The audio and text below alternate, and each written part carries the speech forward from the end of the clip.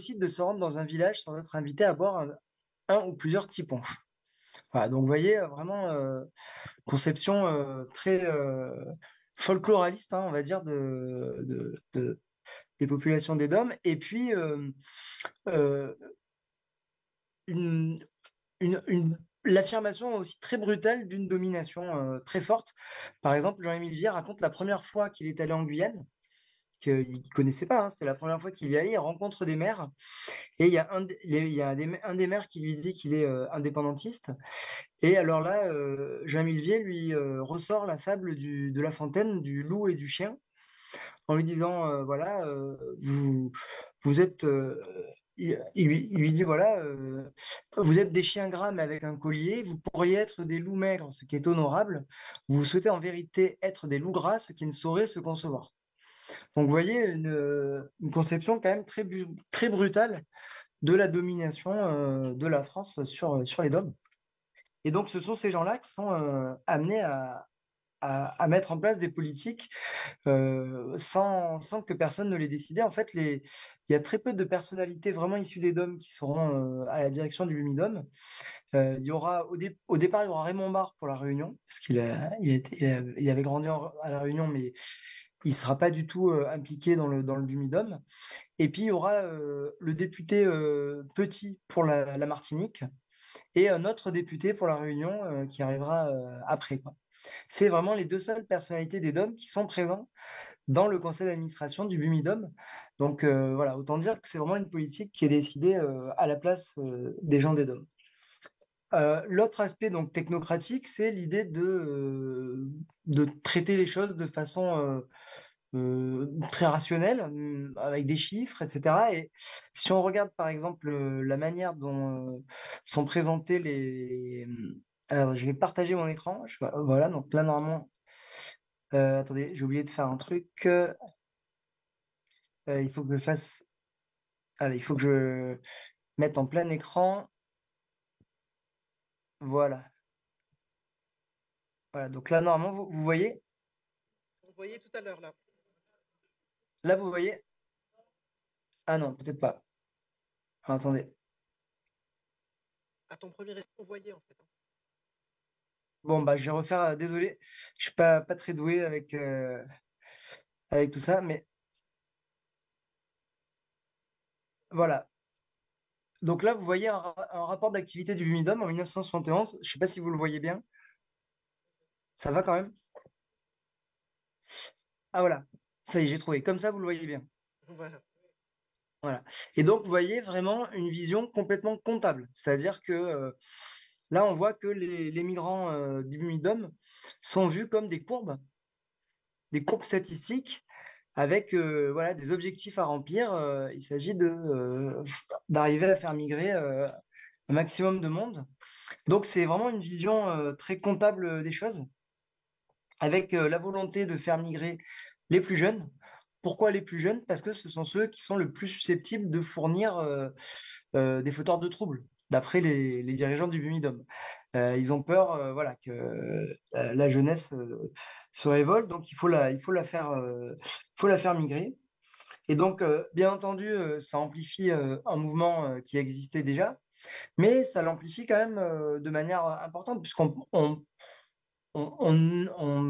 peut imaginer qu'il y a à peu près autant de personnes qui sont venues avec le Bumidum que de personnes qui sont venues par leurs propres moyens dans les années 60 et 70.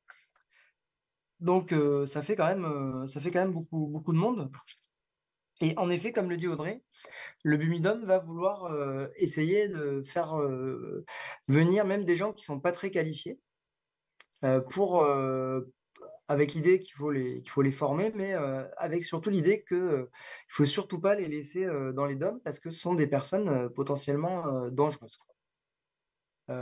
Alors voilà à peu près hein, le nombre de personnes qui ont migré avec le Bumidum, donc beaucoup de Guadeloupéens, de Martiniquais, de Réunionnais, hein, et pas beaucoup de Guyanais. Les Guyanais, c'était beaucoup plus réduit.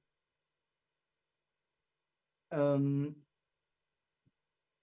donc, en fait, ces populations des DOM, et ça aussi c'est important de le souligner, dans l'esprit des dirigeants du Bumidum, euh, elles sont vraiment considérées comme autres. Ce sont des personnes qui sont des citoyens, des citoyennes, mais pas des citoyens, des citoyennes comme les autres.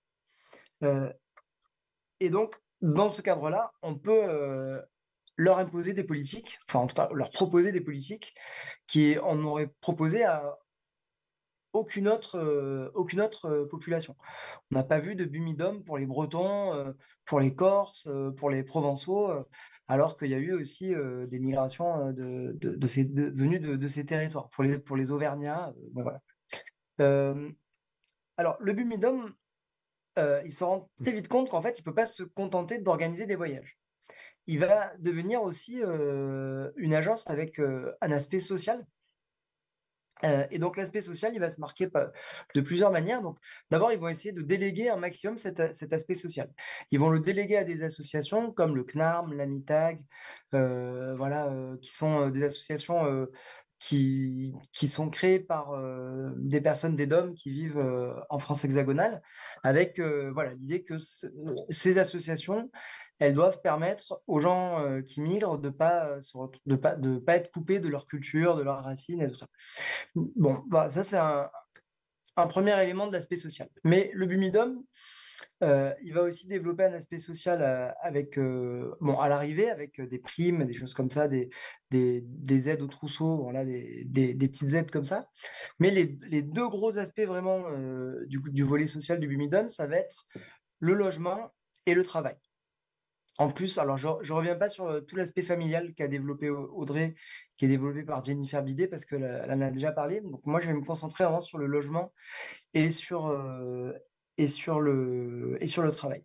Alors, sur le logement, ce qui est intéressant, c'est que en fait, le Bumidum n'arrive pas du tout à loger les migrants et les migrantes. Parce que en fait, bah, le logement, ça coûte cher, le logement est rare. Et ils essayent, ils ont pas les moyens pour acheter, pour préempter des parts dans les sociétés HLM. Ils n'ont pas les moyens pour faire construire. Donc, en fait, ils sont obligés d'essayer de composer avec les bailleurs sociaux, d'essayer de composer avec les mairies. Mais bon, les mairies, bah, ça les intéresse pas trop de satisfaire les migrants venus des DOM parce qu'ils vont plutôt avoir tendance à satisfaire les gens qui sont là depuis longtemps et voilà, avec un souci, disons, clientéliste ou électoraliste. Les bailleurs sociaux sont pas plus intéressés que ça non plus par les populations des DOM. Et donc, il va y avoir de très, très grosses difficultés pour le Bumidum pour proposer des logements. D'autant que les logements qu'ils proposent, souvent, sont pas tellement adaptés. C'est-à-dire que en fait, les gens des DOM ne veulent pas d'un logement qui soit en grande banlieue parisienne. Ils préfèrent avoir un logement dans Paris, même si c'est plus petit, même s'ils sont chez quelqu'un de la famille, même si c'est provisoire. Bah, ils préfèrent ça parce que c'est plus proche des lieux de sociabilité dans lesquels ils peuvent s'épanouir ou même des lieux dans lesquels ils peuvent trouver du travail. Donc voilà. Euh, D'autre part, cette question du logement, elle renvoie de manière très crue aux questions de racisme auxquelles sont soumis ces migrants et ces migrantes. C'est-à-dire que ces questions de racisme, on a vu que voilà, il y avait des représentations altérisantes, essentialisantes et racialisantes des populations des DOM chez les dirigeants du BUMIDOM. Mais il y a aussi ce type de représentation en France hexagonale chez, par exemple, des bailleurs sociaux ou même des propriétaires privés qui louent leur logement. Et donc là, le Bumidum se retrouve confronté cruellement au racisme hein, dont sont victimes les migrantes et les migrants. Et là encore, il ne peut pas faire grand-chose, à part rappeler que les migrants sont français. Donc je vous donne deux petits exemples de ça. Euh, Hop, voilà. Donc là, vous voyez, euh, les propriétaires de logements, ne font pas la différence entre migrants étrangers et migrants français. Une seule chose compte, la couleur de peau. Donc là, voilà, on voit comment en fait ces migrants des DOM qui sont pourtant des citoyens français se retrouvent assimilés à des étrangers quand il s'agit d'essayer de trouver un logement. Ici, alors c'est une archive qui est encore plus intéressante. Voilà, il y a un compte-rendu d'une réunion de coordination entre le Bumidom, le CNARM, Chrysler, la firme Chrysler, donc qui est une firme automobile, et un représentant du ministère de la Défense nationale, donc pour Michel Debré. Euh, voilà, et ils disent, voilà, les Réunionnais ne sont pas hébergés dans les mêmes logements que les autres étrangers, turcs, marocains ou espagnols, mais seulement dans les mêmes buildings. Et donc là, ils ont quand même barré autre. Parce qu'ils se sont rendus compte quand même, en relisant le compte-rendu de leur réunion, que les Réunionnais n'étaient pas des étrangers. Donc ils ne peuvent pas dire que les autres étrangers. Donc là, on a vraiment des archives qui sont très révélatrices de la manière dont peuvent être considérés les gens des DOM. Et de fait, ceux qui viennent travailler dans les usines Chrysler, en fait, ils sont vraiment traités comme des étrangers. C'est-à-dire qu'ils vont loger dans des foyers avec des étrangers, des foyers où ils peuvent être 5 ou 6 par chambre. Enfin voilà, vraiment les foyers qu'on peut imaginer pour les travailleurs immigrés. Et d'ailleurs, ils remplissent le même rôle, la même fonction pour les dirigeants de Chrysler que les travailleurs immigrés. C'est-à-dire qu'ils espèrent, en fait, dans les années 70, que ça sera une main-d'œuvre docile qui tranchera un peu avec les ouvriers français qui ont été un peu échauffés par mai 68 et les suites de mai 68 et qui sont trop revendicatifs. Donc voilà, il y a cet aspect-là qui, euh, qui est vraiment frappant. Et ça, le Bumidum essaye de protester contre ce genre d'attitude. Donc, ils défendent leurs migrants, mais voilà, ils le font avec eux-mêmes un certain nombre de présupposés, et notamment dans l'esprit des dirigeants du Bumidum, il y a toute une série de présupposés sur le fait que les migrants du Bumidum, c'est difficile de leur faire payer un loyer, que très vite, ça va aboutir à une suroccupation des logements. Et en fait, ils ne voient pas du tout les logiques rationnelles qu'il peut y avoir derrière. Alors, quand je dis logique rationnelle, ça va être par exemple que être dans une situation de suroccupation d'un logement, ça peut permettre plus facilement d'accéder à un logement social. Puisque si vous êtes en suroccupation, ça peut être un argument pour que le bailleur social vous fasse passer en priorité. Également, toutes les raisons, par exemple, pour les gens qui travaillent, qui ont des emplois avec des horaires de nuit, loger avec des personnes de la famille ou avec des amis, ça permet, par exemple, d'être sûr qu'il y a quelqu'un qui va garder les enfants ou qui va surveiller les enfants quand vous êtes au travail. Donc tout ça n'est pas du tout envisagé, hein. C'est vu comme une sorte de défaut congénital des habitants des DOM qui seraient pas capables d'avoir une certaine discipline. Donc voilà, donc le logement, vraiment, ça va être un point très compliqué pour le Bumidum et qui va montrer toute son impuissance dans ce domaine-là. Le travail, maintenant, deuxième aspect, le travail. Alors, comme le disait Audrey, c'est vraiment une migration très genrée. C'est-à-dire qu'il va y avoir des centres de formation qui vont être mis en place pour les migrantes et les migrants, surtout pour et celles qui sont les moins qualifiés. Ceux qui sont qualifiés, ben, la plupart du temps, on va leur payer juste le voyage et ensuite, bon, ils n'auront pas trop de difficultés pour s'insérer dans la société hexagonale. Enfin, pas trop de difficultés. Il y a quand même aussi des préjugés, puisque par exemple, j'ai quand même trouvé au milieu des années 70 des lettres de la Poste, de direction de la Poste à Paris, où ils se plaignaient d'avoir trop de personnes des DOM dans certains bureaux de poste. Et où ils disaient voilà, qu'il fallait des quotas, enfin qu'il fallait enlever des quotas. Ah oui, j'ai oublié de vous lire autre chose qui est intéressant aussi, c'est, je vous le mets en... Désolé, je refais un petit retour sur le logement. Euh, voilà. Ils- voilà. Et vous le voyez, hein, là, ils disent, en parlant d'Aulnay, hein, il faut éviter à tout prix des groupes d'immeubles ne comportant que des migrants des DOM. Les logements sociaux ont atteint dans leurs ensembles immobiliers la cote d'alerte de 10% de gens de couleur. Dans le cas particulier d'Aulnay 3000, les 30% de gens de couleur ou migrants de nationalités diverses sont atteints. Ça, c'est dans des rapports d'activité du Bumidom, hein. Donc, vous voyez hein, qu'ils partagent quand même une partie des présupposés et du fait d'assimiler les citoyens venus des DOM à des étrangers. Donc, pour ce qui concerne le travail, je vous disais, donc, malgré les préjugés, disons que ceux qui sont les plus diplômés ont des possibilités pour s'en sortir sans le Bumidum. En revanche, les moins diplômés, le Bumidum essaye de prendre en charge leur formation ou leur préformation. Donc, le Bumidum va diriger 3 centres de formation pour hommes en France hexagonale. Donc, le centre de Simandre, à côté de Lyon, le centre de Cassan dans l'Hérault, à côté de Montpellier, et un centre à Marseille.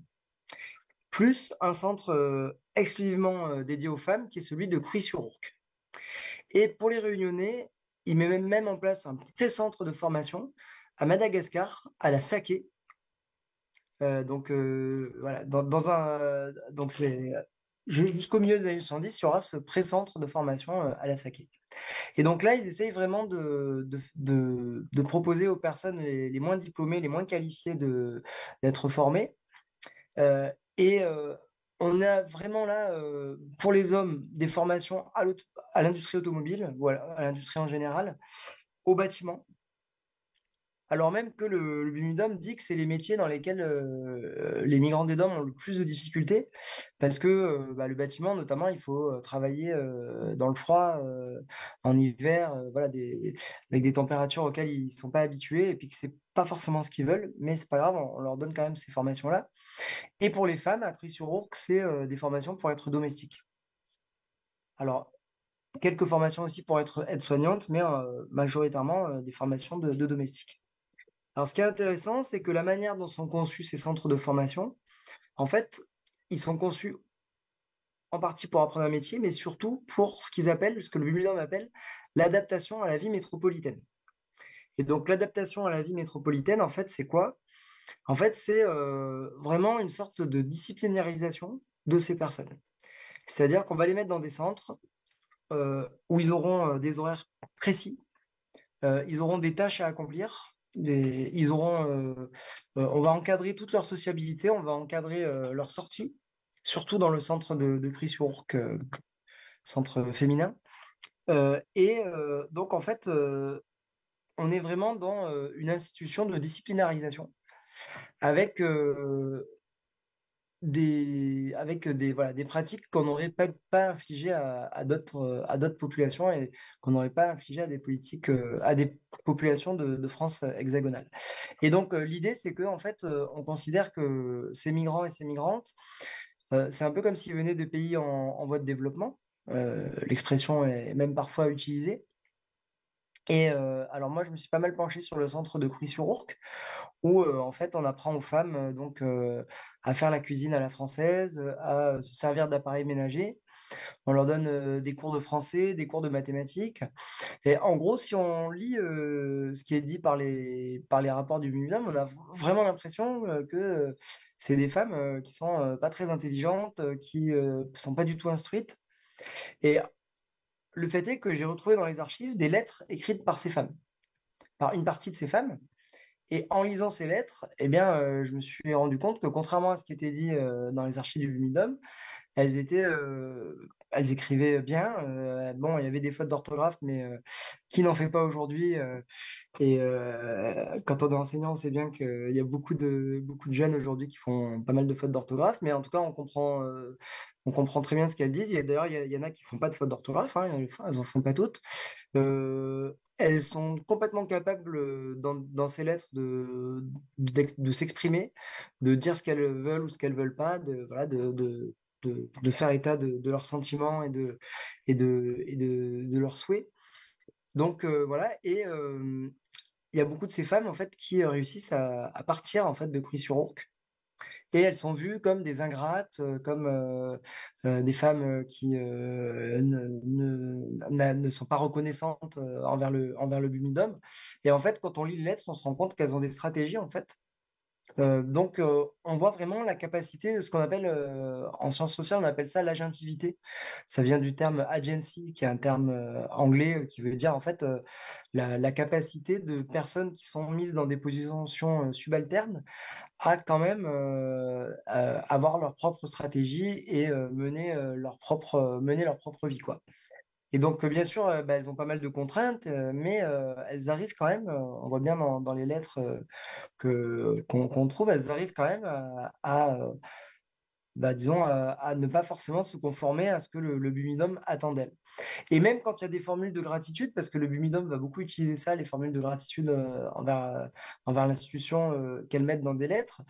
Bon, bah, on a tous déjà écrit à un supérieur hiérarchique. Quand on écrit à un supérieur hiérarchique, on met des formules de gratitude. Ça n'empêche pas que parfois on n'en pense pas moins. Donc voilà, elles font elles appliquent exactement la même stratégie. Elles ont parfois encore besoin du Bumidum pour une raison ou pour une autre. Il y a des femmes qui écrivent à la directrice de Coury-sur-Ourcq pour lui demander, par exemple, de faciliter la venue en France hexagonale de son fils, ou une autre qui voudrait reprendre contact avec une ancienne camarade du centre. Voilà, donc forcément, quand vous demandez quelque chose, ben, vous êtes poli, vous exprimez des formules de gratitude, des remerciements. Donc voilà, donc c'est quelque chose ça veut pas dire que vous êtes ça veut pas dire que vous êtes véritablement complètement reconnaissant et complètement plein de gratitude envers l'institution. Euh, donc finalement, en fait, ce que met en place le Bumidum, et là on est vraiment dans une continuité, ce qu'on pourrait dire dans un post-colonialisme, c'est que il met en place en fait des politiques, il essaye de maintenir ces populations dans des situations d'assistance. Fait qu'elles aient besoin de l'institution, qu'elles aient besoin du Bumidum, qu'elles aient besoin du gouvernement. Elles le font à la fois par un welfare, ce qu'on pourrait appeler un welfare colonialisme. Donc ça, c'est une expression de Myriam Paris, qui a écrit Nous qui versons la vie goutte à goutte sur la Réunion, où elle montre voilà, comment il peut y avoir des politiques d'assistance sociale envers les femmes, mais qui sont en fait des moyens de les disciplinariser et de les maintenir sous contrôle. Et moi, ce que je vois, c'est aussi des politiques de workfare, c'est-à-dire des politiques voilà, de workfare colonialisme.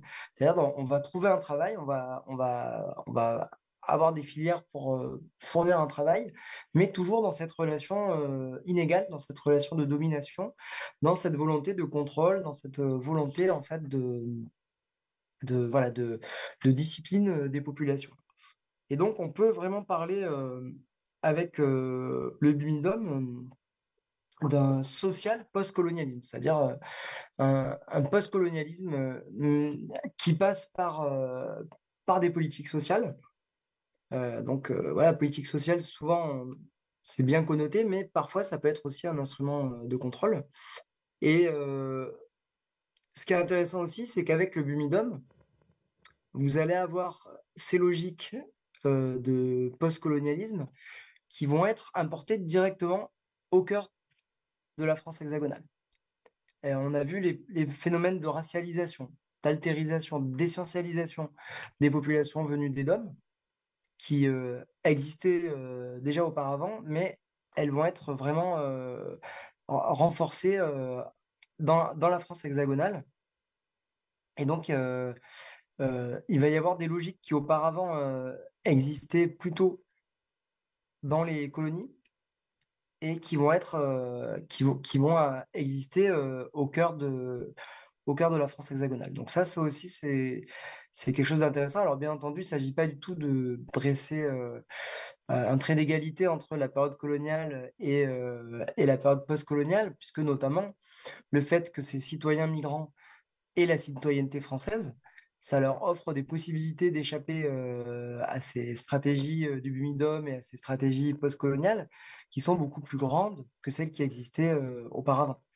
Et ils vont voilà, souvent ne pas se conformer, souvent euh, essayer de s'échapper, essayer de construire leur vie à propre manière. Et quand on regarde ces archives, en fait, on est quand même assez admiratif de leur courage et puis de leur intelligence, en fait. À la fois le courage de quand même partir très loin et puis de se confronter à ces logiques-là qui sont des logiques assez écrasantes, et l'intelligence aussi de réussir à mener malgré tout leur propre vie et à ne pas forcément se conformer à ce qui était attendu d'eux et d'elles. Voilà.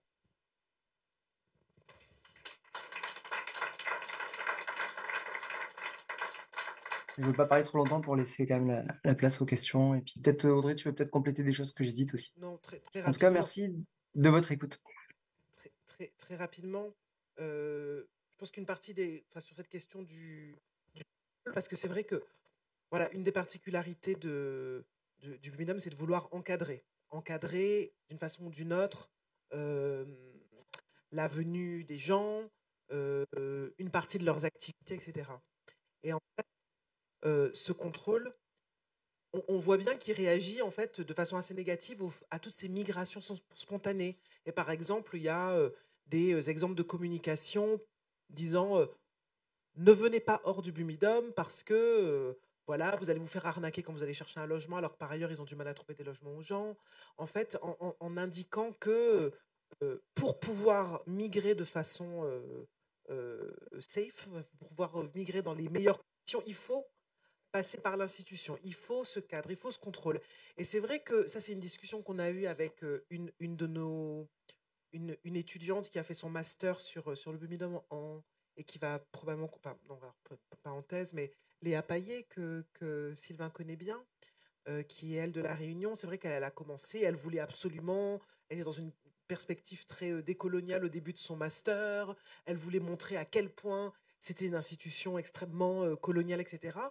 Et en fait, ce qu'on voit, c'est qu'il y a à la fois des formes de continuité et de contrôle des populations, de façonnement de cette population, et en même temps des choses qu'on retrouve dans le traitement des populations vulnérables de façon générale, un contrôle social accru, une volonté de contrôle en particulier, mais avec une forme de spécificité, de renforcement de certaines dynamiques qui sont liées justement à ce contrôle du déplacement de gens qui, de toutes les façons, sont libres de se déplacer et qui, de fait, migrent tout seuls aussi pendant la même période.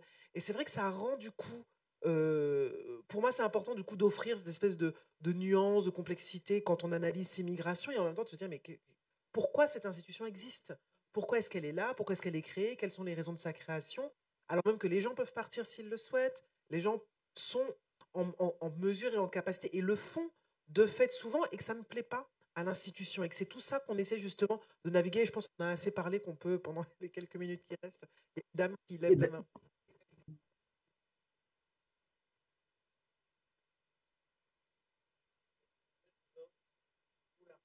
Ah, par contre, moi, j'entends pas là.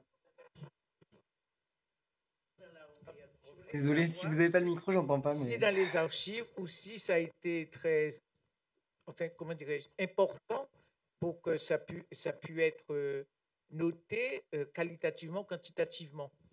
Hein. Dans les années 60, il y avait beaucoup d'engagement volontaire de jeunes hommes hein, pour rentrer dans la langue. Hommes démobilisés et qui du coup restent et se dit contacte le Bumidum, ils peuvent peut-être t'aider à trouver une formation, ceci, cela, peuvent éventuellement faire un prêt qui peut permettre d'eux. Et c'est pour ça aussi qu'il y a cette dimension de quasi-administration un peu parallèle, mais en même temps un peu faible, et qu'il n'y a pas non plus tant d'argent que ça. Mais ça devient un recours parfois décevant, mais effectivement, on a, et du coup, nous, on est capable d'identifier dans la base de données les gens qui vont correspondre à ce profil des démobilisés dans une migration qui est quand même une migration assez féminisée. Donc, il y a pas mal de femmes, en fait, quand même, qui migrent Oui, il y par a le un tiers de Bumidum femmes, ouais. et qui sont en plus, je sais qu'il y a une période pendant laquelle les femmes qui viennent par le Bumidum ont un taux d'occupation. Les femmes viennent pour travailler, elles ont un taux d'occupation qui en font à un moment donné la catégorie la plus active en fait de la population française. C'est-à-dire que les femmes viennent travailler. Les femmes qui viennent par le Bumidum viennent travailler. Et mais donc effectivement, oui, on a ce profil-là et on est capable de d'identifier. Moi, j'ai pas les chiffres là en tête, mais on est en mesure de voir ça en effet.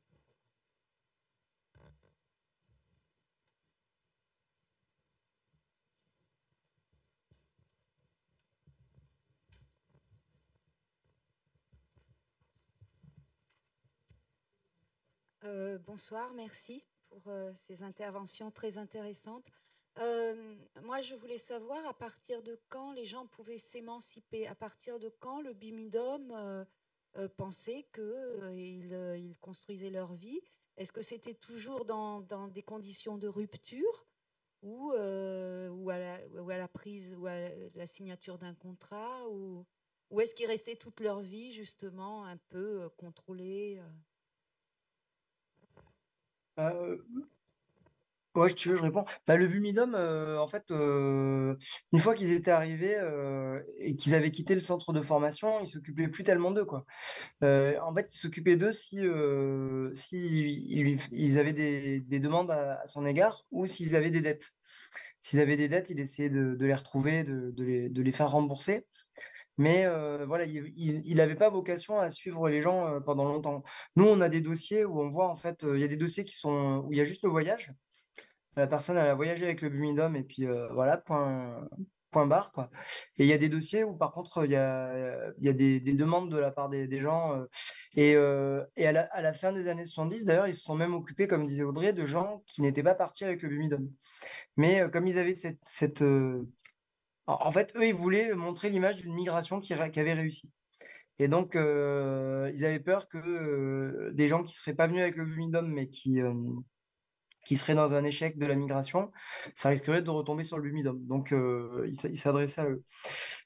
Mais sinon, en fait, il cherchaient pas une fois qu'ils étaient installés, qu'ils étaient sortis des centres de formation et qu'ils avaient payé leurs dettes, bah, ils cherchaient pas tellement à les suivre ou à les encadrer, quoi. Ça, c'était plutôt le travail des associations qui gravitaient et qui étaient financées par le Bumidum. Donc le CNARM, l'AMITAG, et puis il y en avait Casodome. une troisième. Comment? Le casodome. Voilà, le Casodome, c'est ça, ouais.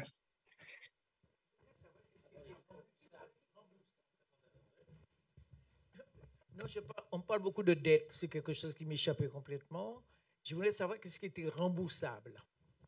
Et le voyage, la formation, parce qu'on a parlé beaucoup de dettes. Alors que C'était le passage, en fait, le voyage. Le voyage, et notamment.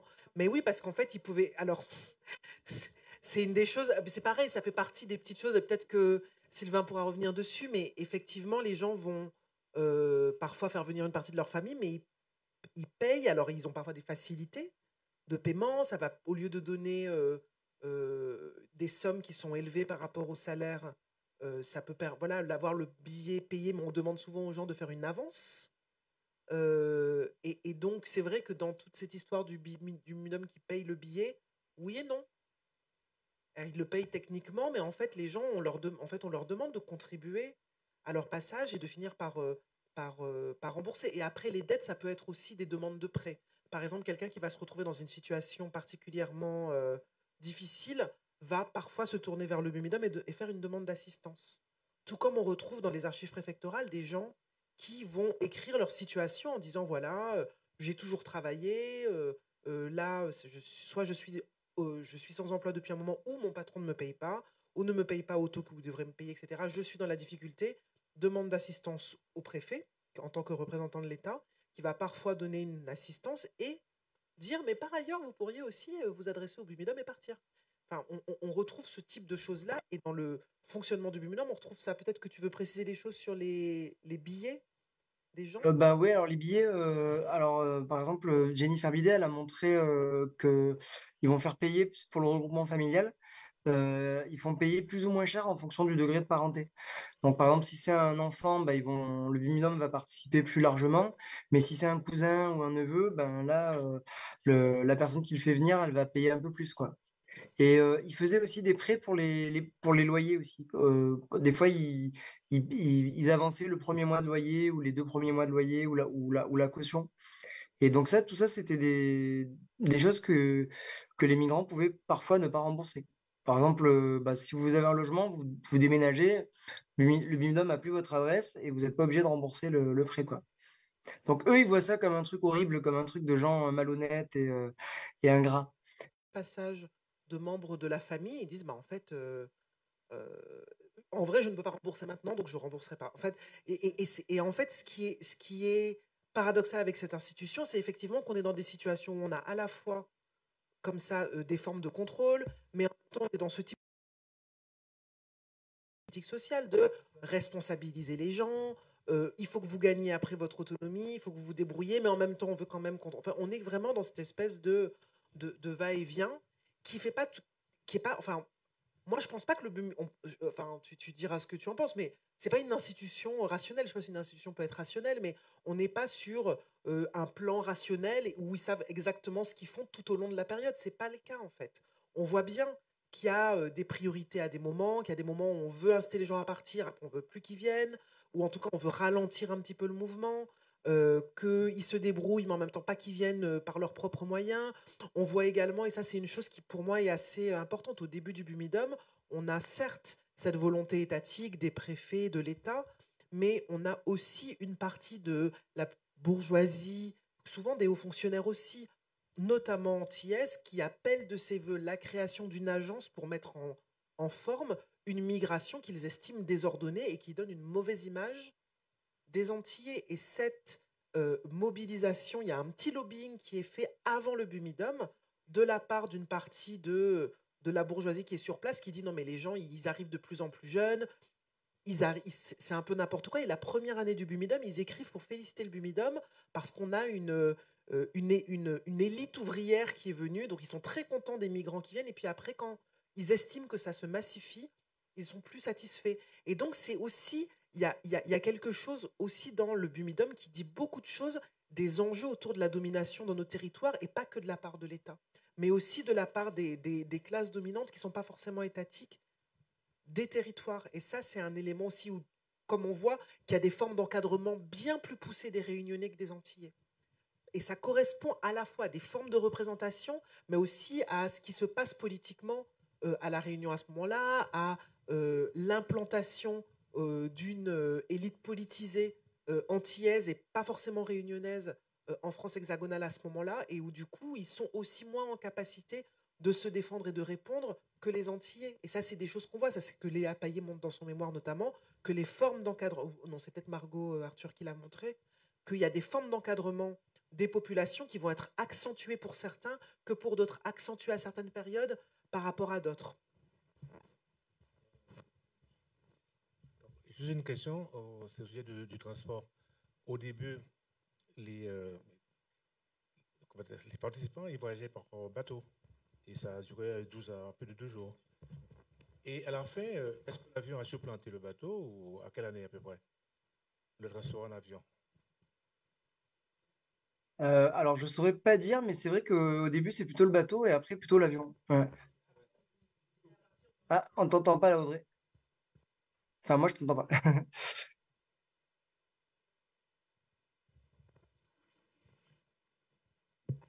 Finalement, il était mieux le premier micro. Merci.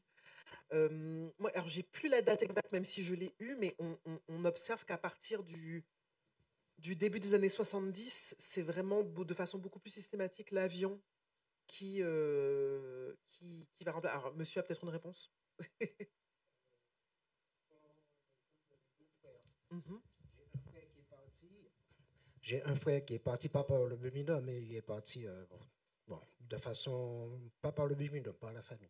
Mais un est parti en octobre 1965 et l'autre, il est parti en janvier 1966 par l'armée, par l'avion.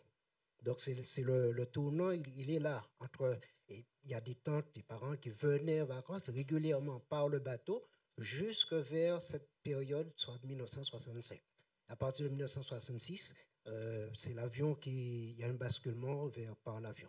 Alors, juste une précision.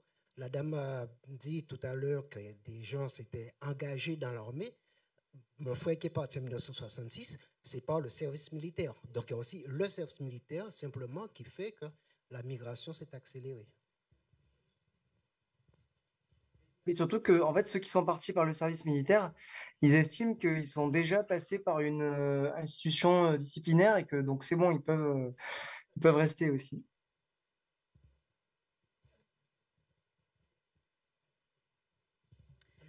Bonsoir. J'aimerais d'abord vous remercier. C'est une conférence très instructive. Et j'ai une question qui est un petit peu longue. Quels sont les effets du bumidum aujourd'hui dans les familles et dans la mémoire collective aux Antilles? Et si oui, ces effets ont-ils une tendance plutôt négative ou positive, ou les deux?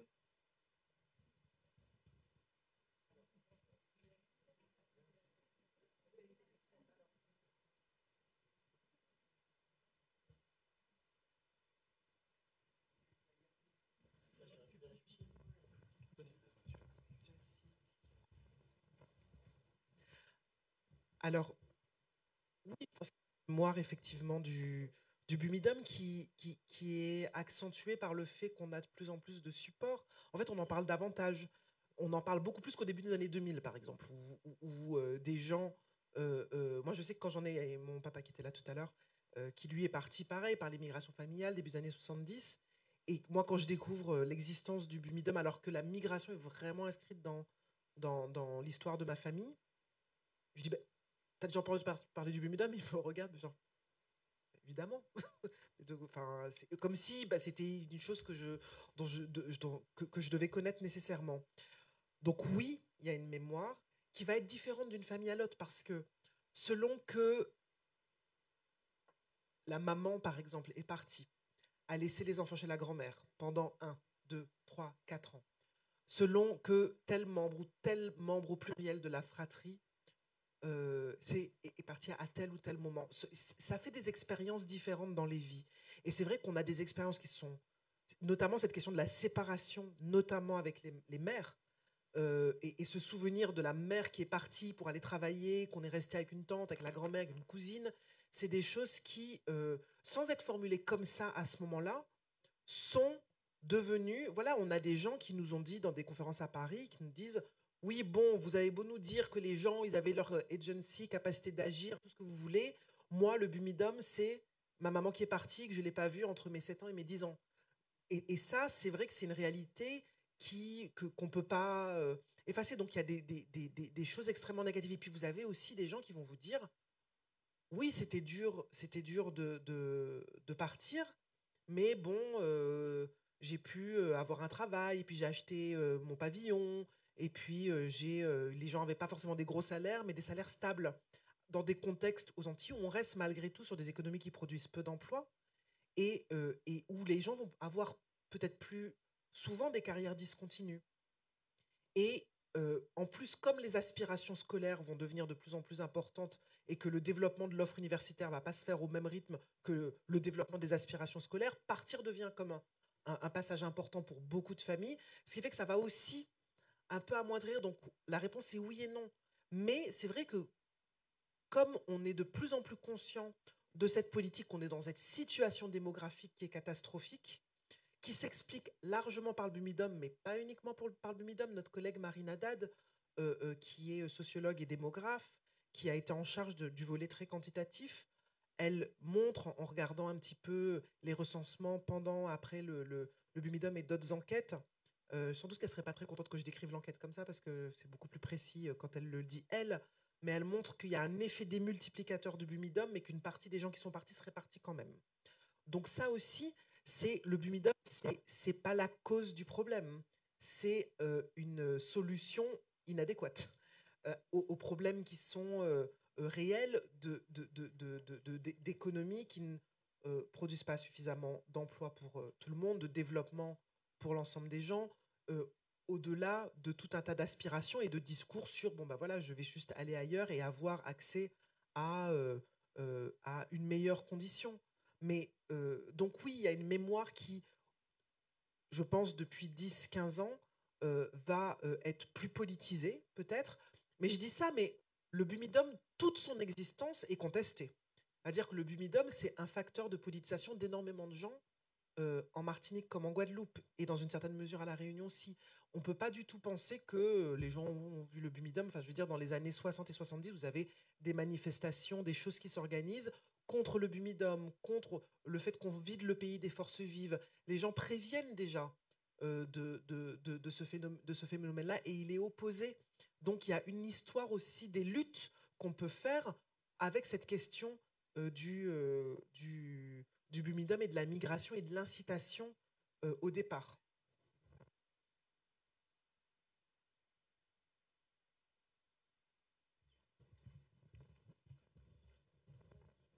Bonsoir. Ma question va concerner donc l'enseignement de l'histoire et de cette histoire du Bumidum. Est-ce que, bon, depuis vos travaux, il y a eu un plus grand intérêt et cela a facilité justement l'enseignement de l'histoire du Bumidum?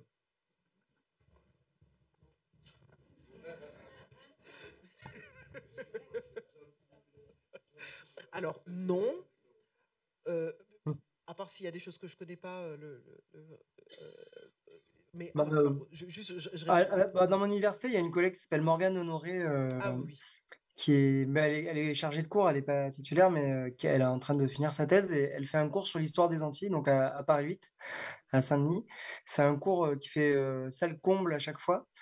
Donc je crois que ça prouve à la fois qu'il peut y avoir un intérêt vraiment pour cette histoire, mais aussi qu'il y a sans doute un manque, parce que si son cours, enfin c'est une très bonne prof, mais si son cours, on est obligé de refuser du monde à chaque fois, alors qu'elle a chaque fois une cinquantaine d'étudiants, c'est bien qu'il y a sans doute un manque sur ces questions-là, et c'est vrai que oui, c'est vrai qu'on va considérer que c'est l'histoire, on va dire, c'est l'outre-mer, c'est la périphérie. Enfin, on va trouver plein de périphrases pour, en fait, dire que ça serait pas forcément une histoire importante, alors qu'en fait, elle est vraiment au cœur de l'histoire de la France, quoi. Et de fait, mais je suis très content de savoir que Morgane Honoré fait ce cours, mais effectivement, c'est une doctorante qui est voilà, encore qui n'a pas de poste de titulaire.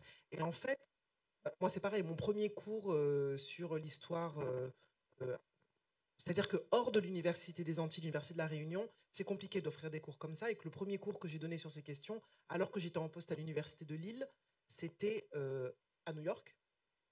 Et quand je suis revenu, où j'étais prof invité, quand je suis revenu, j'ai fait un cours de master sociologie historique de l'État en Outre-mer, cours qui était plein.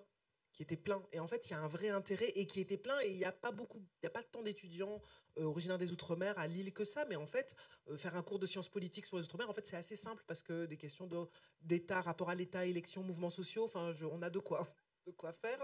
Et en fait, c'est vrai que ça, et peut-être que du coup, c'est juste pour faire un peu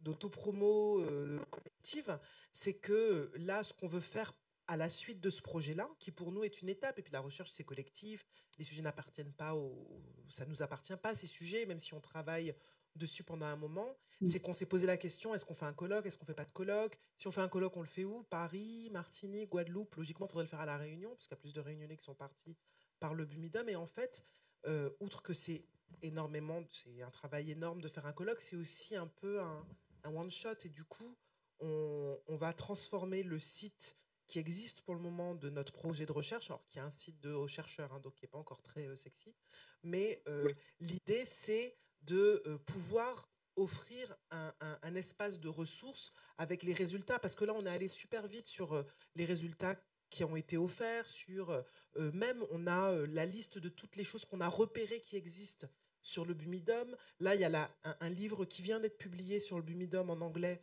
d'une collègue qui est quand même à l'université de Melbourne, qui est britannique, sur la mémoire du Bumidum dans la littérature et les arts.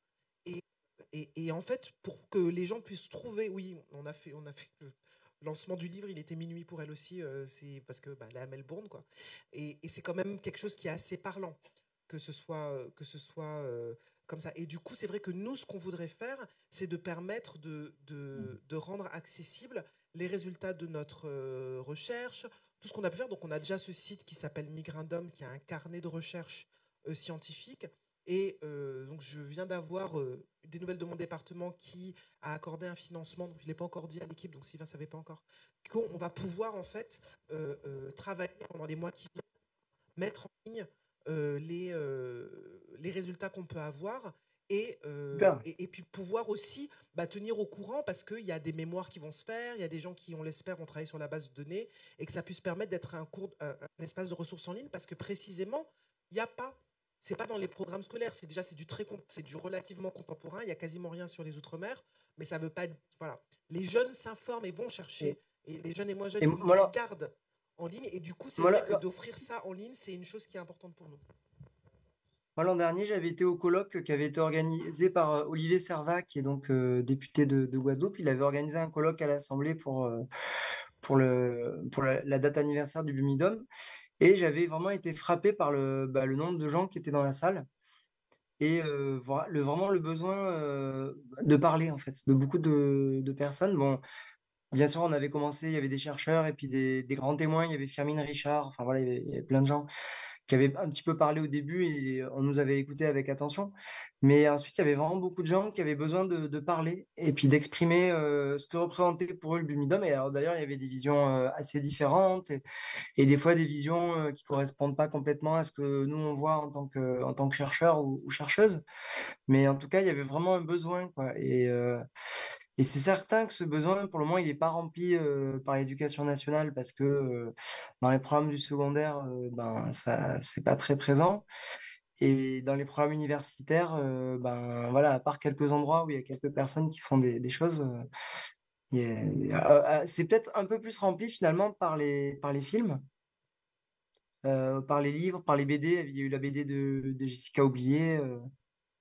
Bon, voilà quoi. Mais Et Jessica Oublié, qui c'est encore d'ailleurs, insuffisant. on peut le dire, nous, quand on a commencé ce travail dans notre groupe de travail Génération d'Antillais en région parisienne, ça s'appelait GARP, notre premier collectif. Et elle est venue pendant 1 an et demi, elle était au séminaire, elle est allée aux archives avec nous. Enfin, je veux dire, elle a vraiment fait, bon, vous le savez si vous avez lu Pays en nous, mais elle a vraiment fait de recherche. Et donc, c'est effectivement en langue française. Il y a des témoignages du BUMID. Il y a plein de livres de témoignages, mais c'est vrai que c'est quasiment un bouquin scientifique. C'est quelqu'un qui est allé aux archives, qui a fait le travail et puis qui l'a rendu accessible. Et ça vient d'être traduit en anglais aussi. Et puis, Sylvain va, j'espère, bientôt sortir son histoire sociale du Bumidum Oui, je suis en qu'il est train de en train travailler dessus. d'écrire, ce qui sera une bonne chose aussi. Mais en tout cas, voilà, des choses vont être pour ne pas juste être. Voilà, c'est pas dans les livres scolaires, de toute façon, il y aurait eu 2 lignes. Donc, Alors, un grand merci, un grand bravo pour tous les travaux que vous menez depuis de nombreuses années dans le collectif. Moi, j'ai une question, en fait, enfin, c'est plus une question-remarque. Je me suis rendu compte, donc je suis directeur des archives départementales de la Guadeloupe depuis quelques mois, et je me suis rendu compte que même si aux archives départementales de la Guadeloupe, on a une partie des archives du BINOM, donc de l'antenne locale, ces fonds n'étaient pas connus. Et puisqu'ils n'étaient pas connus, ils ont très peu été exploités. Alors, pour plein de raisons, ils n'étaient pas connus, y compris des raisons archivistiques, en fait. Mais bon, maintenant, on va essayer de les faire connaître. On a travaillé dessus pour améliorer leur classement et pour espérer que, justement, ils puissent servir déjà pour la population qui souhaiterait les consulter et pour la recherche. Et ma question est la suivante: de quelle manière ces fonds, désormais classés et que donc nous vous communiquerons les inventaires avec plaisir, pourrait être mobilisé dans vos travaux et est-ce que cet apport guadeloupéen, qui est donc ce sont les documents du départ, aux archives nationales, on a surtout les documents de l'arrivée et de l'administration du MIDOM au niveau national. En quoi ces archives-là pourraient vous être utiles, apporter un éclairage nouveau à vos travaux et comment on pourrait travailler ensemble? En fait, c'est toutes mes questions. Moi, j'étais venu il y a quelques années aux archives départementales de la Guadeloupe et ils n'étaient pas accessibles en fait à l'époque, ces dossiers. Et donc, bien sûr, je suis très très curieux de les voir. Donc, j'aimerais bien essayer de me faire financer une mission ou quelque chose comme ça pour venir les explorer. Et puis après, ben, je pense que enfin, ça permet justement les archives du Bumidum qui sont à Paris, qui sont enfin, à Pierrefitte, en fait, c'est beaucoup d'archives quand même de l'institution. Et on a un peu du mal à avoir la voix des gens qui sont partis. Moi, je l'ai un peu trouvé dans ces lettres des femmes réunionnaises. On le trouve dans les dossiers individuels, mais voilà, de manière un peu déformée, quoi. Et c'est vrai que, voilà, imaginer qu'il puisse y avoir tous ces dossiers accessibles, c'est à la fois très intéressant et c'est aussi très émouvant de, voilà, d'imaginer ça. Donc, je pense que nous, en tout cas, on va essayer de faire passer le mot. Et bon, déjà, nous, peut-être d'essayer de travailler dessus, mais de mettre aussi des étudiantes et des étudiants dessus. Et voilà, que ça permette vraiment, ce qui est intéressant, c'est d'avoir une histoire sociale de tout ça, quoi, et d'arriver à comprendre très finement pourquoi les gens voulaient partir, quelles raisons ils donnaient. Et donc, c'est très précieux, hein. Et du coup, merci beaucoup d'avoir fait ce travail, quoi.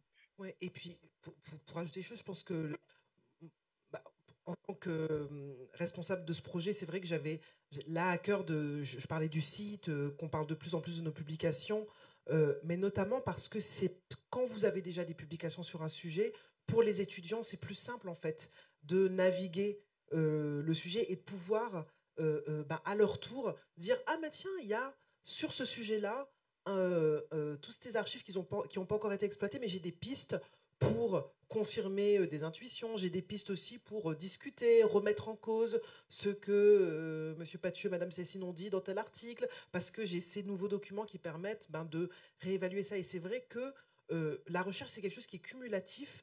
Et quand je parlais tout à l'heure de, voilà, il n'y a pas encore la grosse monographie en français sur le Bumidum, c'est que ça, c'est aussi un des freins, en fait, à la poursuite du travail. C'est pas parce qu'on aura fait tout ça que le travail sera fini sur l'institution et sur toutes les ramifications que ça peut avoir pour comprendre l'État, le rapport à l'État, la question des droits, la question de l'égalité, la question des politiques sociales, sachant que nous, notre point de départ et notre hypothèse quand on a déposé le projet, c'était de dire mais pourquoi est-ce que la migration, pourquoi déplacer les gens semble être la réponse aux politiques sociales, aux politiques de formation, aux politiques d'ordre public, etc., etc. C'est-à-dire que ça a l'air d'être l'instrument de politique publique pour tout.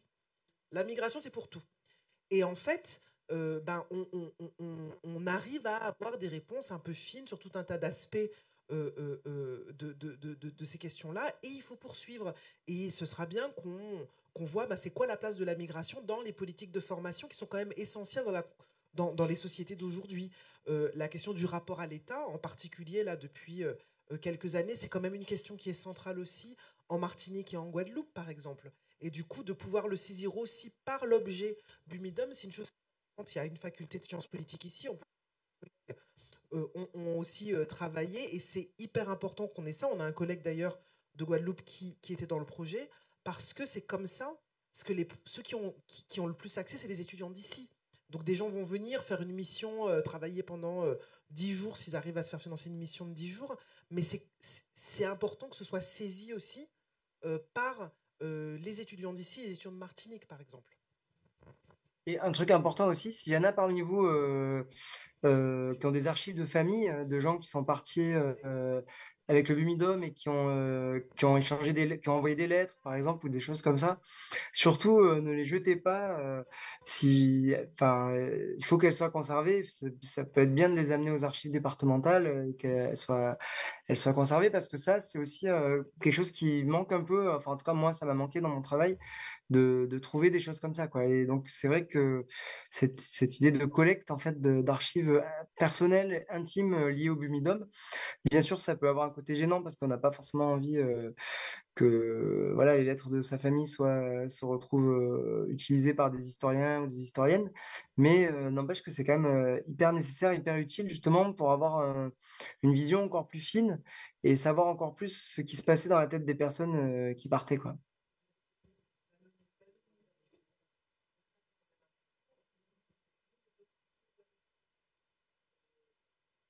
Ah, le micro marche plus.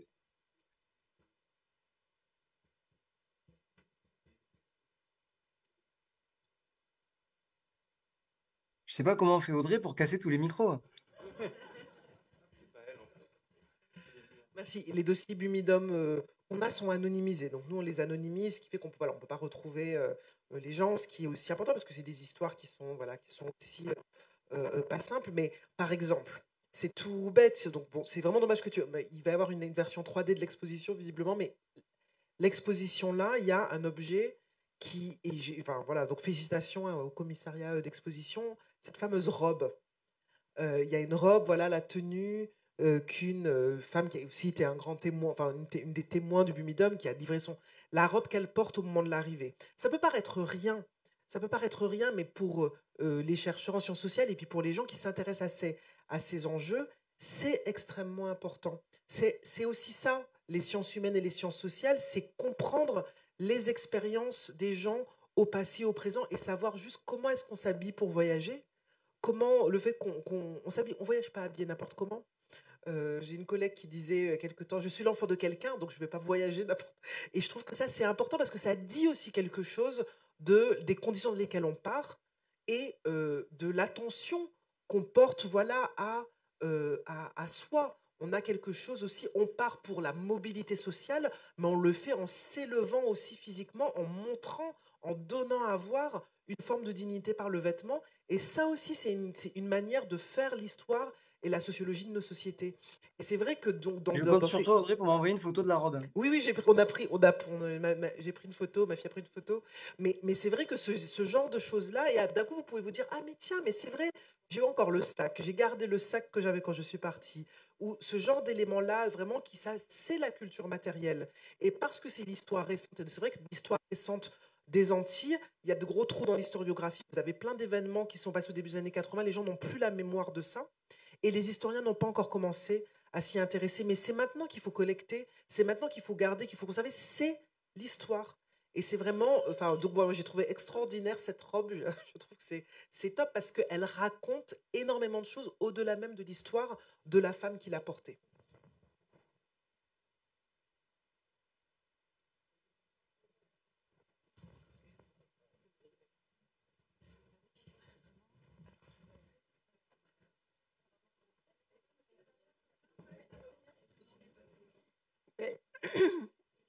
Ça donne l'impression que le Bimidum n'envoyait les gens que dans la région parisienne. Est-ce que c'était centré ou bien dans les autres régions, comment ça se passait?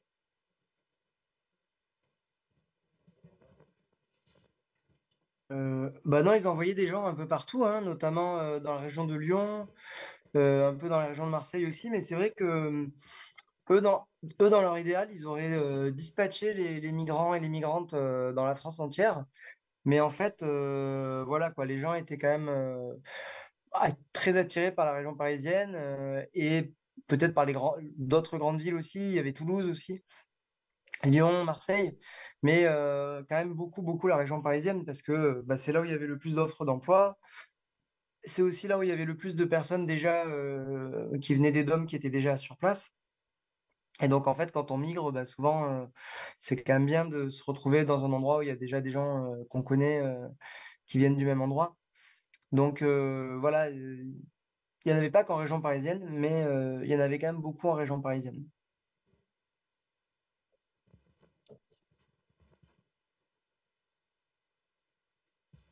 Bonsoir. Alors moi j'ai une question concernant l'aspect démographique que vous évoquez.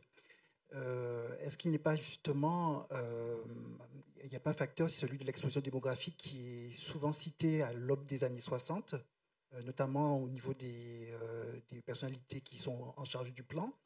C'est ma première question. Et la deuxième, est-ce qu'il n'y a pas un équivalent, enfin, dans le cadre d'une perspective historique, d'un équivalent à ce qui se passe en France pour les anciennes colonies anglaises, les îles d'à côté? Parce qu'il me semble que la Caraïbe, dans son ensemble, est concernée par ce facteur démographique. Voilà.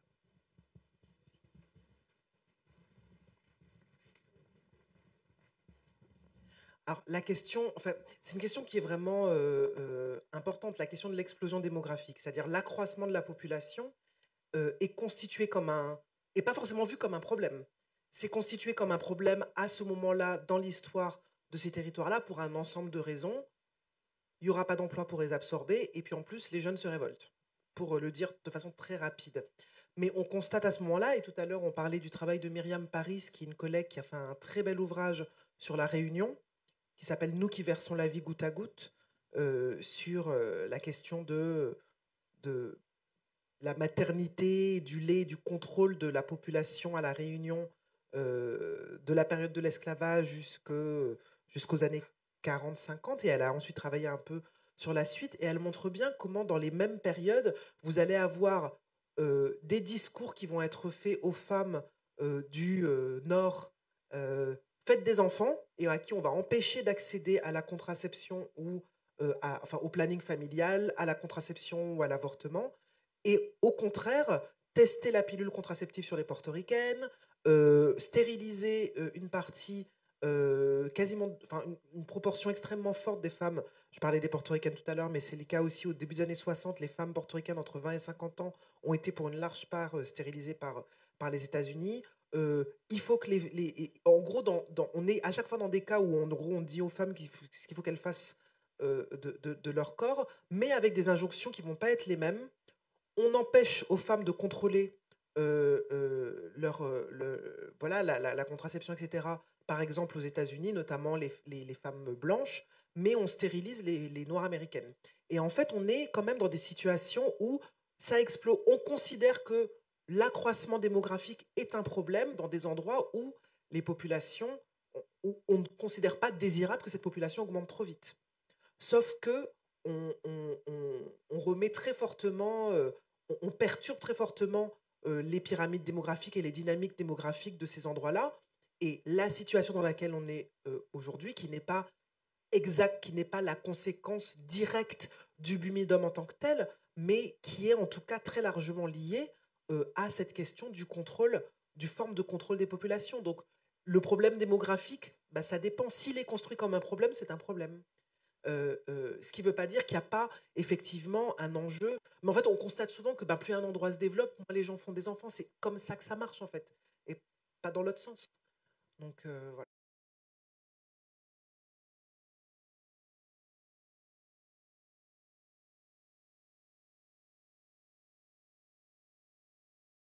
Est-ce que vous avez mis, enfin je suppose que oui, vous avez mis en parallèle qu'il y avait au niveau de nos îles.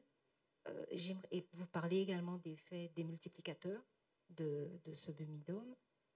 Il y a une migration organisée, mais qui relève plus du privé, qui est plus d'ordre privé, qui a eu lieu, je crois que c'est dans la même période, en tout cas dans les années 60, début 70 me semble-t-il, ou peut-être que je me trompe, de femmes guadeloupéennes vers le Canada.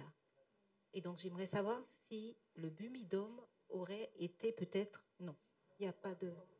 Alors c'était bien avant peut-être. D'accord. Alors est-ce que ça n'a pas servi peut-être? Est-ce qu'il y a un lien qu'on peut faire? Moi je pense, j'ai l'impression, est-ce que c'est pas ce sur quoi...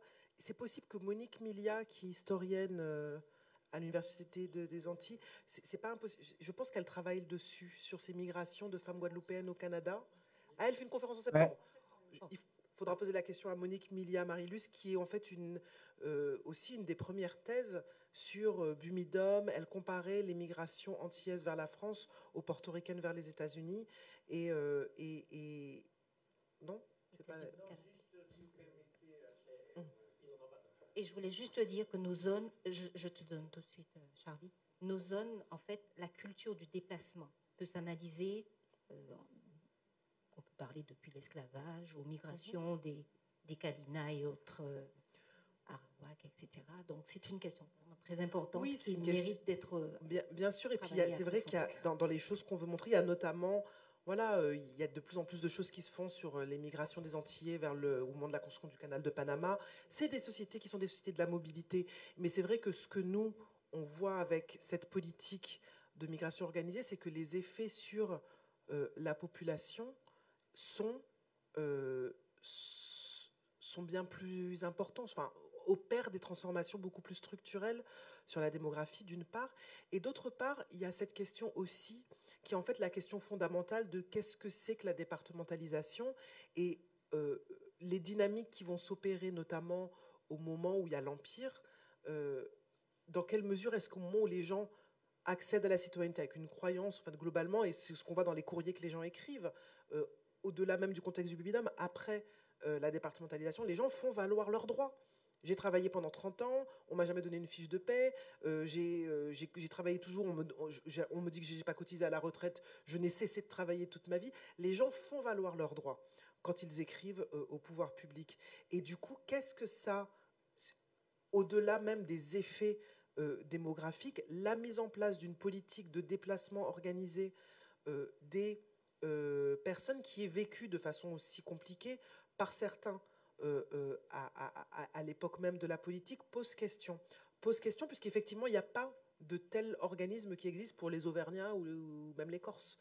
Et donc, du coup, qu'est-ce que ça raconte, en fait, de formes de continuité et de discontinuité avec la période coloniale. Je disais tout à l'heure qu'il y a des équivalences qu'on peut faire avec la manière dont le contrôle peut s'exercer sur des populations fragiles, vulnérables, pauvres, de façon générale. Mais c'est vrai que ce qu'on voit dans les archives, c'est cette dimension supplémentaire de forme d'altérisation. On fait des gens des autres. C'est des citoyens, mais pas exactement comme les autres, en dépit des choses que les gens vont dire, vont croire, vont sentir, mais certains vont partir en se disant, en se sentant à distance aussi de la France éventuellement. Tout le monde ne part pas avec les mêmes sentiments, mais malgré tout, cette question de qu'est-ce que ça veut dire d'être un citoyen français quand on est un Martiniquais, un Guadeloupéen ou un Réunionnais, et que ce type de politique publique s'exerce, ça fait partie des questionnements qu'on essaye de voir pour cette migration qui se fait alors que on est censé être dans le post-colonial, en fait. Et je pense que c'est peut-être ça une des petites distinctions avec des dynamiques de migration à la période, au moment de l'Empire. Peut-être juste pour compléter sur ce que racontent les archives du BUMIDOM de la Guadeloupe sur le Canada, pas sur les femmes. Il y a des documents sur la migration saisonnière vers le Canada depuis la Guadeloupe. C'est pas spécifiquement les femmes, c'est plutôt vers le secteur agricole, mais c'est quelque chose qui est organisé, semble organisé avec le BUMIDOM dans les mêmes années. Je parle bien des années 60, 70, 80. Une collègue ici présente a classé ces dossiers, ils ne sont pas très nombreux. Il est question du Canada. Non, pardon. Je disais qu'il y a eu des velléités de migration vers le Canada par le BUMIDOM, mais que ça n'a pas donné beaucoup d'effets. De même que les migrations vers la Guyane, qui n'ont pas beaucoup été plébiscitées. Pardon, désolé, je ne voulais pas vous couper. J'ai une question. Merci pour vos interventions. Je voudrais savoir quelles sont les incidences que le BUMIDOM a eues dans la société antillaise, notamment les interactions les allers-retours entre entre guillemets, les négopolitains, j'aime pas trop ce terme-là, mais effectivement, dans le contexte, effectivement, nos échanges entre toutes ces vagues d'Antillais qui sont partis, revenaient en Guadeloupe et en Martinique, avec les vices et coutumes de l'Hexagone. Je pense certains disent qu'il y a eu beaucoup d'incidences dans la manière d'éduquer et aussi la manière de faire pays, le rapport au pays. Ça a complètement bouleversé un petit peu les sociétés. Qu'en pensez-vous? Alors pour le coup, c'est pas que le BUMIDOM, c'est la migration en général. C'est vrai que c'est le final accentué par effectivement le BUMIDOM, mais disons que ça a des tas d'effets. Déjà, ça a l'effet qu'il y a des gens qui sont absents et des gens qui sont présents. Ça a des effets quand vous grandissez, quand des fratries sont séparées.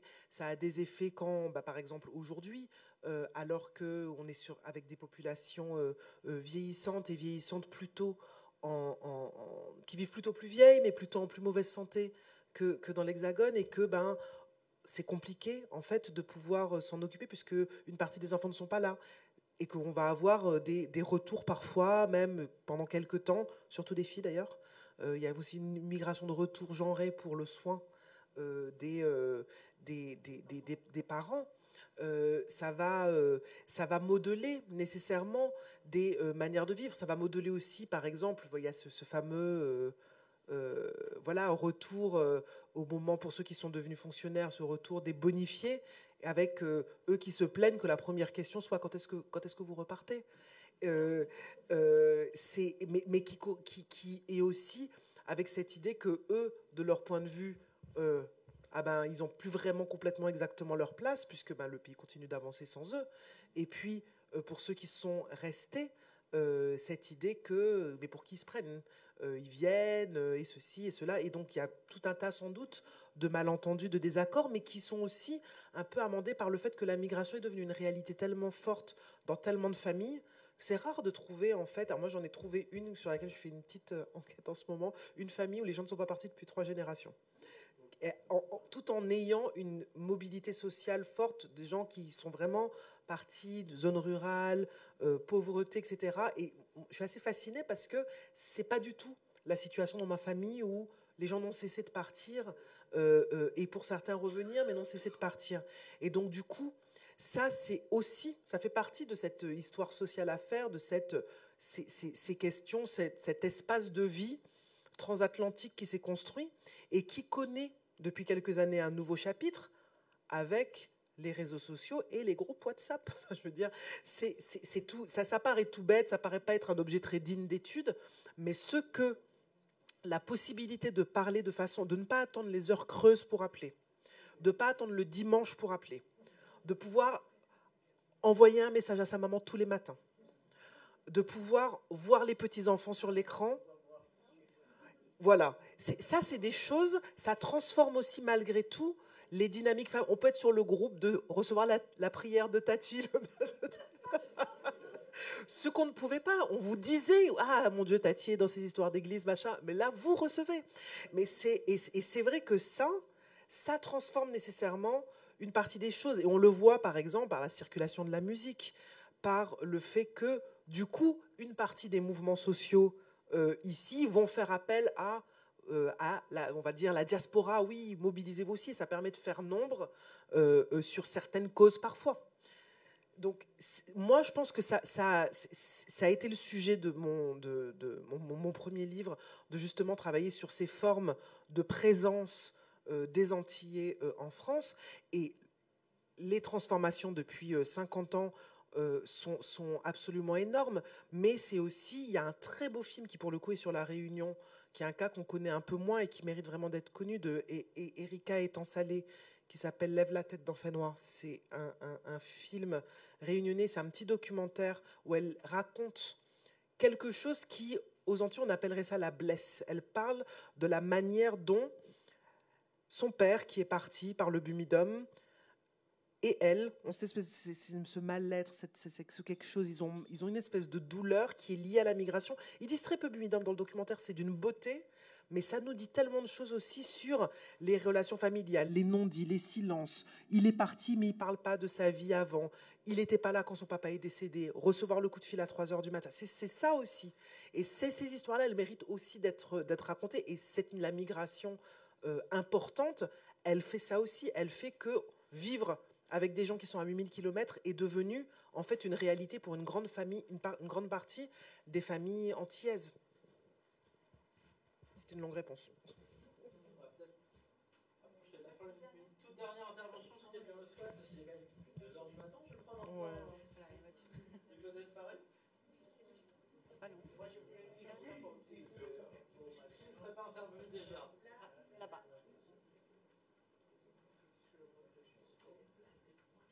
L'enfant noir, c'est du peuple réunionnais. Elle s'appelle Erika étant salée. Du coup, moi, ma question portait... dans ma famille, on est nous-mêmes aussi issus de l'immigration, mais plutôt issus de l'Algérie. Et donc, c'est une question qui me parle. Cependant, durant la conférence, vous parliez de l'aspect limite paternaliste en fait, de l'État français par rapport à cette migration-là, qui a été vraiment encadrée de façon... disons, en tout cas qui avait pour but d'être bienveillante et d'accompagner un maximum, que ce soit dans le voyage ou dans la facilité de prêt ou dans la formation, etc. Est-ce que, du coup, le nationalisme français par rapport à cette migration-là et cette invitation, quelque part, a été réussi? Ou est-ce que c'était quelque chose de vendeur, mais finalement hypocrite, en fait, dans toute cette opération de Bumidum? Tu veux répondre, Sylvain, ou tu veux que... Je crois que c'est pas épuisé. Je dirais plutôt un peu hypocrite quand même, hein, parce que on prétend que c'est des citoyens comme les autres et puis en fait on les traite de manière particulière. Après, d'un point de vue nationaliste, en tout cas du point de vue de ceux qui avaient fondé le Bumidum, ils étaient plutôt contents de réussir à faire migrer chaque année beaucoup de monde. Et il y a eu jusqu'à 10 000 personnes quand même dans les années 70. Et aussi content qu'il n'y ait pas de... Enfin, qu'il n'y ait pas plus de crise politique. Donc voilà quoi. Mais ce qui est intéressant, c'est que les travailleurs coloniaux qui sont arrivés pendant la Première Guerre mondiale. Il y a quelqu'un qui vient d'écrire un livre là-dessus. Il disait ils étaient à la fois indésirables et indispensables. Et donc, il y avait quand même cette idée qu'ils n'étaient pas vraiment à leur place. Et là, au contraire, les gens des DOM, une place, il y avait l'idée de leur faire une place quand même. Et l'idée qu'il fallait qu'ils soient là pour longtemps. Et donc ça, c'est étonnant parce qu'il y a à la fois des phénomènes de racialisation, et à la fois l'idée qu'il faut que ces gens s'assimilent, que ces gens soient sur place. Donc voilà, on est encore dans les contradictions dont parlait Audrey tout à l'heure, qui font que voilà, c'est pas simple comme histoire. Et puis après, les gens parlent, je veux dire, de découvrir qu'ils vont être discriminés ou qu'ils sont pas, qui sont français, mais que ça va pas empêcher qu'on les assimile à des étrangers, etc. C'est une chose. Mais les gens partent pas nécessairement, pour le coup, parce qu'ils croient simplement à une promesse républicaine. Ils partent pour trouver un travail. Ils partent pour trouver un travail, pour être sûr, au début de la période notamment, être sûr que leurs enfants vont pouvoir avoir une meilleure vie qu'eux, ou eux avoir une meilleure vie qu'eux. C'est ce que Saint-Thon montre bien, comme sortir de la canne est un moteur essentiel pour les gens dans les années 50. Au début des années 60, la canne, c'est plus trop... mais il y a quand même cet enjeu de... Ça va permettre de... Peut-être qu'on peut devenir fonctionnaire, pas par amour de l'État, mais parce que ça veut dire stabilité du revenu. Stabilité du revenu, même si le revenu n'est pas super élevé. Et ça, c'est une vraie aspiration des gens.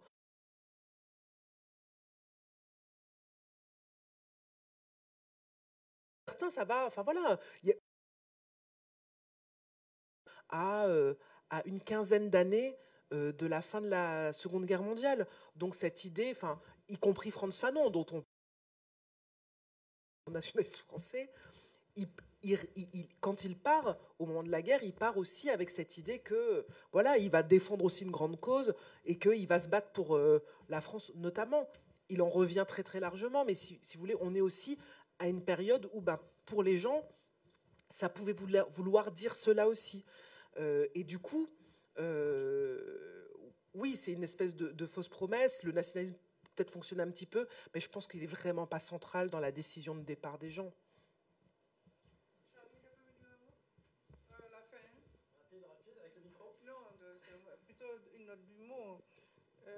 La remarque j'ai trouvé très importante qui me fait penser que les logiques qui président au départ et les logiques cachées en fait, qu'on cherche, on est en train de touiller, de chercher, de retrouver la cohérence de ce qui s'est passé dans cette histoire. On constate à terme avec les remarques de M. Passieux, indésirable mais indispensable. Dans les deux espaces, les territoires, les DOM, ou tout simplement lorsqu'ils ont atterri là-bas, on a les mêmes logiques. Ils sont indésirables parce qu'il faut gagner en tranquillité avec ces peuples qui sont en train de se soulever. Et c'est indispensable de gagner en sérénité dans nos espaces. Donc il faut les envoyer ailleurs. Et quand ils arrivent ailleurs, finalement, ils sont aussi indésirables, mais indispensables parce que les exigences du marché économique, eh ben, il n'y a pas de bienveillance, c'est une logique qui répond à cette logique pour satisfaire un marché. Donc toujours, en permanence, on a des deux côtés une permanence des logiques, des logiques coloniales, pour moi.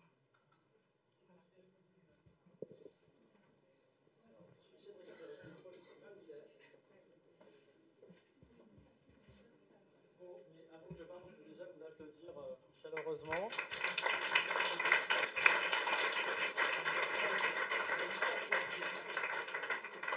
Bon, un grand merci Audrey Célestine, un grand merci Sylvain Pathieu. Vraiment, c'était passionnant. Une fois de plus, on ne vous connaissait pas. Je pense que c'est la première fois qu'on vous écoute ici aux archives départementales. Donc, on vous découvre pour la première fois et on a envie de lire vos travaux et d'aller sur votre blog, même s'il n'est pas sexy, c'est pas grave. Les carnets hypothèses, c'est chouette aussi. Et vous avez dit plein de choses qui me permettent de rebondir sur la suite. Les conférences, je vous l'ai dit tout à l'heure, se poursuivent à la rentrée avec des gens qui sont aux Antilles. On va recevoir le 25 septembre Pierre Audin, qui va nous parler des contestations du Bumidum et des luttes pour le retour au pays. On sera plutôt sur la fin de la période Bumidum. Exactement, mais enfin, tous ces gens-là, en fait, travaillent ensemble. Hein. En tout cas, travaillent ensemble de manière académique, universitaire, dans les colloques, au moins par ce biais-là, ou par articles et travaux interposés à quelques années d'écart. Et j'en viens à Monique Milia-Marilus, qui a travaillé sur le Bumidum il y a davantage d'années, mais qui continue à s'intéresser à ces sujets, qui est en Martinique, et qui viendra nous parler. Alors, le thème n'est pas encore défini, ce sera probablement autour de sa thèse, mais peut-être pas. Elle viendra nous parler le 23 octobre. Et d'ici là, j'allais parler de l'été, mais ça ne s'applique pas trop, mais d'ici les vacances, vous pouvez, je vous invite toutes et tous à fouiller des souvenirs de famille. Pas tellement nous qui sommes le public, des vidéos, pourquoi pas des Super 8, si vous avez été parmi les rares à filmer ces scènes en région parisienne ou ailleurs, qui sont assez inédites. En fait, on a peu d'images filmées des années Bumidum, de la vie antillaise hexagonale. Dans ces années-là, en tout cas, nous, on n'en a pas aux archives départementales. Des photos, on n'en a pas beaucoup non plus. Et globalement, des archives privées, lettres ou autres, on n'en a pas beaucoup non plus. On a beaucoup de choses. On a la presse. On a la presse à travers le dépôt légal. On a les archives. Une petite partie des archives. On n'a pas toutes les archives non plus. Mais ces archives administratives du Bumidum, ce sont les archives de la post-colonie, de l'administration. Ce ne sont pas les archives. Ce n'est pas le point de vue de l'individu. Ce n'est pas le point de vue de la population. La presse donne en partie le point de vue de la population dans sa diversité. Mais pour comprendre cette période, on a besoin aussi de documents personnels, on a besoin aussi de témoignages. Donc si vous souhaitez nous confier un témoignage sous une forme anonyme ou pas anonyme, que ce témoignage soit enregistré, on ne les filmera pas, on sera des témoignages sonores, ou même des témoignages écrits, si vous souhaitez écrire un témoignage, quelques pages, et nous les remettre, ce sera bien volontiers. C'est notre mission d'archives départementales d'enrichir en fait nos collections d'archives publiques par ces documents autres. C'est une mission qu'on mènera avec la co-commissaire d'exposition, Ingrid Dumérier, ici présente, et quelques autres de l'équipe des archives départementales. En tout cas, merci beaucoup d'être venus ce soir. Merci beaucoup à ceux qui nous ont suivis sur le live Facebook. On n'a pas beaucoup parlé. Et merci beaucoup à nous deux intervenants.